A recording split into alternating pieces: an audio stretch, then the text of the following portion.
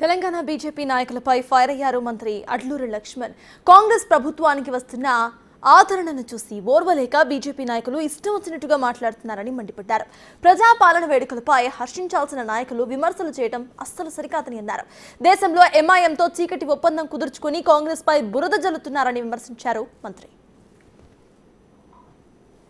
పాలనను వ్యతిరేకంగా పోరాడి భారతదేశంలో మన హైదరాబాద్ మన ప్రాంతాన్ని విలీనం చేసే సందర్భంలో సెప్టెంబర్ 17వ తారీఖు ప్రజాపాలన దినోత్సవం అని చెప్పేసి గౌరవ ముఖ్యమంత్రి రేవంత్ రెడ్డి గారి నేతృత్వంలో తెలంగాణ రాష్ట్ర 33 జిల్లాలకు సంబంధించినటువంటి కలెక్టరేట్లో అధికార పరంగా లాంఛన పరంగా జాతీయ పతాకాన్ని ఆవిష్కరించి తెలంగాణ సాయుధ దళాల్లో పోరాటం చేసి వీరమరణం పొందినటువంటి ఆ మహనీయులకు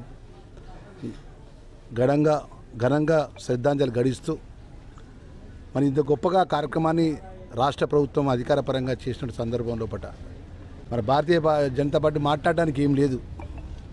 ఈరోజు దేశంలో ఎంఐఎం బీజేపీ ఎవరు పొత్తు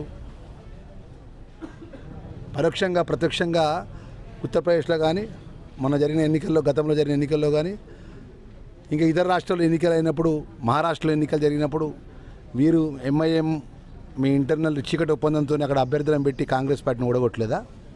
అమిత్ షా ఎంఐఎం చీకటి ఒప్పందంతో ఈరోజు కేంద్రం ప్రభుత్వాన్ని నడుపుకుంటూ ఈరోజు రాష్ట్రానికి వచ్చిన కేంద్ర మంత్రులు రాష్ట్రంలో ఉన్నటువంటి ప్రజాపాలన ఇంద్రమ రాజ్యంలో రేవంత్ రెడ్డి గారి యొక్క పరిపాలన ప్రజాపాలన అనే దినోత్సవాన్ని గొప్పగా